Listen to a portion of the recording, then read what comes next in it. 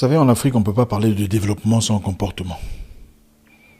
On ne peut pas parler de développement sans parler de comportement. J'ai récemment fait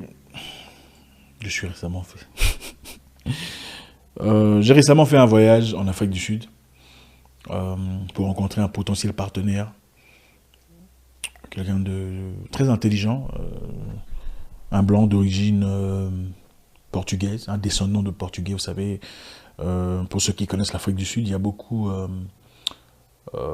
d'Européens, beaucoup de descendants d'Européens, beaucoup de descendants d'Anglais, des descendants d'Hollandais, des descendants d'Allemands, des descendants de Portugais, et des Grecs et tout le reste, qui vivent bien en communauté et voilà, qui ont vraiment progressé. Et si vous tirez attention, vous réaliserez que la plupart d'entreprises, des stores, des magasins, tout ce qu'il y a comme produits sont propriété de ces personnes, ces Européens. Ouais, c'est bien triste partant d'un regard africain, mais c'est ça la réalité. La réalité qu'ils ont appris à vivre d'une certaine façon, à travailler ensemble et à progresser, à forger cette forte nation, excusez-moi, capitaliste que vous connaissez aujourd'hui, au-delà de tout le bazar qui passe. Donc, ce monsieur m'a invité pour aller discuter.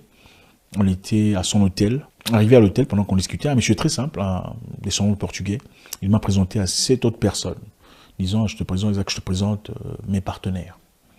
Donc cet hôtel m'appartient, mais il n'y a pas que moi, il y a aussi ces 7 autres personnes qui font partie de shareholders.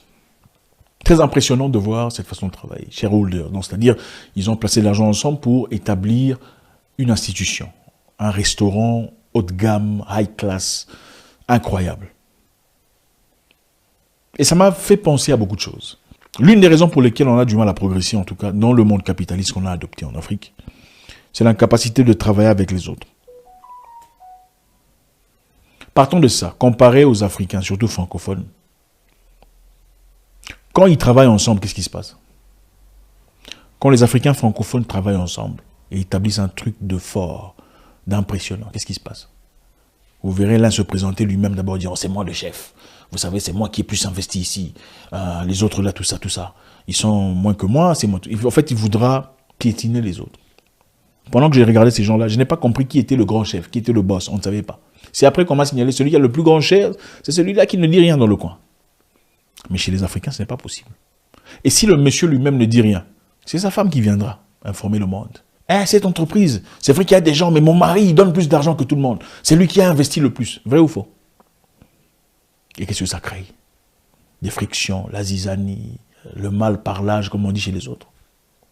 C'est incroyable. Et si ce n'est pas la femme, c'est le cousin qui viendra. Et ça, c'est l'établissement de mon frère. Vous ne pouvez pas me parler comme ça. C'est incroyable. Aucun respect. Ce qui est important dans cette histoire, c'est quoi? Travailler avec des shareholders, c'est-à-dire des partenaires. Ça vous permet de ne pas dépenser tout votre argent dans une aventure encore floue. C'est-à-dire vous vous protégez financièrement. Vous accordez une possibilité à d'autres personnes d'investir comme vous sur le plan financier et de gagner ensemble. Pas seulement sur le plan financier, en apportant des partenaires. Vous avez des gens qui réfléchissent peut-être différemment de vous, qui ont une panoplie d'expériences, peut-être parallèle à votre expérience, qui apportent une vision totalement différente de ce que vous avez. Et évidemment, l'expertise aussi. Ça, les Africains ne savent pas comment faire, surtout francophones. Chez nous, c'est mon business. CEO de salon de coiffure. CEO, ça veut dire quoi? Il n'y a pas de CEO dans les salons de coiffure. On vote un CEO. CEO, ce n'est pas MD. Tu es peut-être MD, tu n'es pas CEO. Pour être CEO, il faut concertation. C'est ça le problème des Noirs francophones. CEO des salons de vernis. On veut surplomber sur les autres, montrer qu'on a réussi. C'est moi le boss. Tout ça. L'entreprise est encore en train de boiter, mais bon, tu veux acheter une Range Rover qui te serre au cou pour montrer aux gens que tu réussis. Pendant que les autres travaillent, il a apporté son apport financier et un peu d'intelligence. Il écoute, il entend. Il essaie de comprendre pendant qu'ils avancent tous en bon. Les Blancs en Afrique du Sud avancent. Ils vivent très bien. Ils sont les plus riches. Ils ont le plus de terres, ils ont le plus de tout ça là. Comment ça se fait? C'est vrai, c'était à cause de l'apartheid et de tout le bazar. Mais l'apartheid est fini depuis très longtemps. La différence, c'est qu'ils sont unis, ils travaillent ensemble. Quand ils ont un projet, ils travaillent ensemble en communauté, ils se comprennent, ils avancent. Les Noirs, c'est toujours la guerre, la concurrence. C'est toujours incroyable.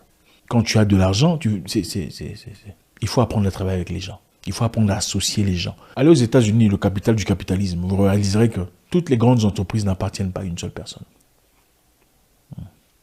Facebook, à travers lequel, ou YouTube, à travers lequel vous me regardez, ça n'appartient pas à une seule personne. Facebook n'appartient pas seulement à Mark Zuckerberg, c'est le fondateur, mais il a son pourcentage. Je ne sais pas si c'est 51%, je crois. 51, je crois. Donc 49, c'est shareholders. Et il a pris le 51 pour avoir le plus grand droit de vote et je ne sais même plus comment vous appelez ça techniquement. Mais il y a 49% d'autres personnes qui ont investi financièrement et qui profitent de Facebook autant que lui, si pas plus. Mais pour en arriver là, il faut un travail de comportement. Tu peux être le boss et ne pas montrer à tout le monde que tout ce qui travaille là sont en dessous de toi. Nous sommes incapables de le faire. On veut montrer à tout le monde. Je ne sais pas pourquoi. Je ne sais pas quel genre de mentalité c'est. Deuxième chose. Parler français correctement avec accent d'un français de souche blanc ne vous rend pas plus intelligent que les autres. Je répète. Parler français comme un Français ou comme Jean-Luc Mélenchon ne fait pas de vous quelqu'un de plus intelligent que ceux qui ne peuvent pas parler français comme vous. Ou écrire français comme vous. Il faut arrêter de vous détromper. C'est quoi cette mentalité? Des Noirs francophones. Beaucoup de gens sont piétinés parce qu'ils ne savent pas s'exprimer. Mais ils ont les compétences. Ils ont les capacités. Ils ont l'intellect. Regardez, ce n'est pas parce que quelqu'un est en train de fignoler français, tu vois, c'est ça, qu'il est intelligent. Il faut vous détromper. Ce n'est pas ça la réalité. D'ailleurs, moi, j'avais l'habitude, je le dis très souvent. Beaucoup de gens grandissent jusqu'à 31 ans. En tout cas, dans l'Afrique francophone. Après 31 ans, ils apprennent seulement à fignoler français. Ils apprennent de nouveaux mots, des mots peu utilisés pour paraître extraordinaires. Mais si tu lui poses des questions sur la vie en réalité, il n'y a rien. Il y a des gens qui peuvent parler, paka, paka, paka, voilà, voilà, voilà. Mais si tu écoutes vraiment, il n'a rien dit. Il n'y a pas d'intelligence. Ne soyez pas impressionnés par ces personnes qui vous imposent le fond. Moi ça m'étonne. Et ceux-là qui sont des docteurs en correction. D'ailleurs, moi, je vais vous dire un truc. Ça m'arrive très souvent de dire, il a payé le taxe. J'ai payé le taxe. Au lieu de dire la taxe, on dit le taxe. Je le dis souvent, ça m'arrive souvent de le dire. Parce que le français n'est pas ma première langue. Ce n'est pas la langue de ma mère. Et à part le fait que ça ne soit pas la langue de ma mère, ce n'est pas ma première langue.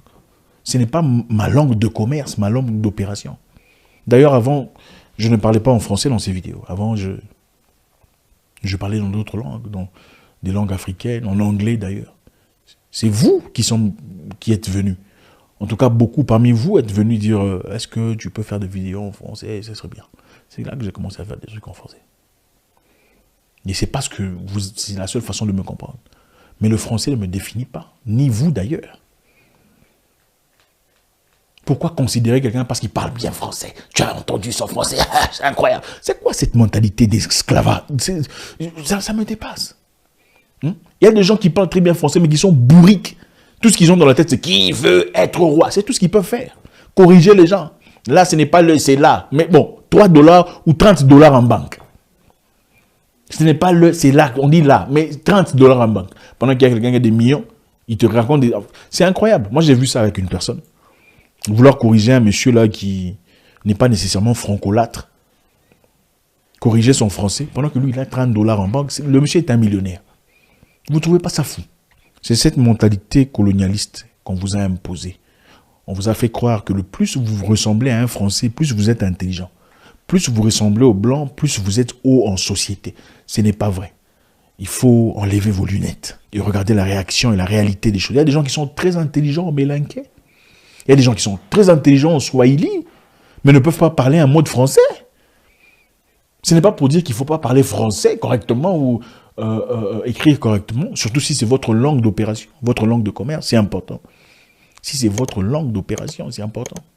Mais ce n'est pas à partir de là qu'on définit l'intellect, l'intelligence, les capacités cérébrales d'une personne. Il y a des gens qui parlent très bien français, mais ont lu leur dernier livre il y a 10 ans. Écoutez, faire des grandes études ne veut absolument rien dire. Des grandes études. Faire des grandes études, ça veut dire un truc.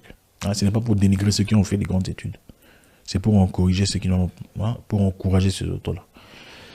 Faire de grandes études veut dire, on a pu lire des livres, on a pu répondre conformément à ce qui est écrit dans les livres. C'est ça. Mon ami, si tu vends tes maniocs dans le coin, tu veux évoluer, voilà, je vais te faire comprendre. Faire des grandes études, parce que ces études-là sont venues d'Europe. Hein. C'est-à-dire qu'on a lu des livres, les livres qu'on t'a donnés, et tu as su copier exactement ce qui est écrit dans les livres. C'est ça. C'est tout simplement ça. Ça ne te donne pas plus de capacité cérébrale ou de capacité cognitive. Il y a des choses qu'on apprend dans la vie de chaque jour. Il y a des choses qu'on apprend auprès d'un mentor expérimenté. Il y a des choses qu'on apprend par expérience personnelle. C'est ça l'intelligence. L'intelligence, c'est la capacité de résoudre les problèmes de la vie de chaque jour. C'est ça l'intelligence. Le français a menti à beaucoup de personnes. Beaucoup de gens ont fait des mauvais choix dans la vie à cause de français. Fignolage. Ah, il parle bien français. Tu vas tomber avec un escroc, un voleur, un aventurier. Et les femmes aussi d'ailleurs. Et on voit des femmes ici qui parlaient normal. Il y a un moment là, depuis qu'il y a les projecteurs de caméra, le français a changé. Ah ouais, justement, c'est tout à fait incohérent. Je comprends pas, mais redevenez normal. Dans les communautés anglophones, quand tu fais des erreurs en français, quand tu fais en anglais, dans les communautés anglophones, on te comprend. On comprend que c'est pas ta langue. Et d'ailleurs, dans quelques moments, quelques instants, on essaie de te corriger gentiment. Ah, that's the door. Hein? Mais chez les francophones, il y a la moquerie, la raillerie, cet esprit de piétiner les gens. Ce n'est pas comme ça qu'on dit ça. Ce n'est pas comme ça qu'on écrit ça. Moi, ça me dépasse. J'ai même vu une fois, il y a une astronaute physicienne allemande a été discréditée par un journal français parce qu'il a dit le porte au lieu de la porte. Une Allemande partie en France pour faire des recherches a été discréditée pour avoir dit le porte au lieu de la porte. On veut remettre ses capacités de compréhension et d'étude parce qu'il a dit le porte. C'est ce que les gens ont hérité. C'est ça l'héritage de l'Afrique francophone. La moquerie, la raillerie. Mais quand il s'agit de travail, incapable. Quand il s'agit de se mettre ensemble pour un projet positif, zéro. Mais quand il faut moquer et insulter, là on vient. Il faut se comparer aux autres. Regardez les... Moi, ça me dépasse. Ce n'est pas comme ça chez les anglophones. Les anglophones se foutent de ta capacité de parler. C'est qu'est-ce que tu peux faire? De quoi es-tu capable? Pour ne parler que de cela. Les francophones, c'est comment tu t'es présenté, comment tu parles. Tu as dit il ou elle. C'est incroyable. Il faut arrêter les bêtises. On peut être intelligent en d'autres langues. On peut être calibré, calé dans d'autres choses dans la vie. Si ceci vous encourage. Vous ne pouvez pas établir l'intelligence d'une personne à l'aune de sa capacité de parler français. Le français appartient aux Français, pas à vous. Si vous parliez Swahili, je vous parlerai en Swahili. Merci infiniment les amis, c'est toujours avec beaucoup de plaisir. Faites un commentaire, vous savez. Ce n'est pas pour vous décourager de vous améliorer, mais que l'amélioration ne soit pas seulement en français. Non. Soyez une personne améliorée. Combien de Français peuvent parler votre langue sans faute? Combien de Français peuvent écrire votre langue sans faute? Bête que vous êtes, vous. Au fait, même les Français même se moquent pas des Noirs comme ça. Quand un Noir commet des erreurs, les Français blancs ne se moquent pas vraiment comme ça. Ce sont les Noirs francophones qui se moquent toujours des autres Noirs. Il a dit ça. Il doit apprendre à écrire. Toi, tu sais quoi, à part parler français? Ça m'étonne. Voilà pourquoi vous verrez un Noir qui part en Europe pour devenir docteur en littérature française. Quelle stupidité! Excusez-moi, les docteurs en littérature française. Mais voilà. En quoi ça rapporte? En quoi ça... Moi, je me demande, avec toute humilité, en quoi ça avance l'Afrique? Les Chinois s'en moquent. Les Chinois se moquent de ça. Ils ne sont pas francophones, ils ne parlent pas bien français. Mais regardez la Chine. Il faut se libérer de l'esclavage mental et psychologique. Passez une excellente journée. À très bientôt pour une nouvelle vidéo. Au revoir.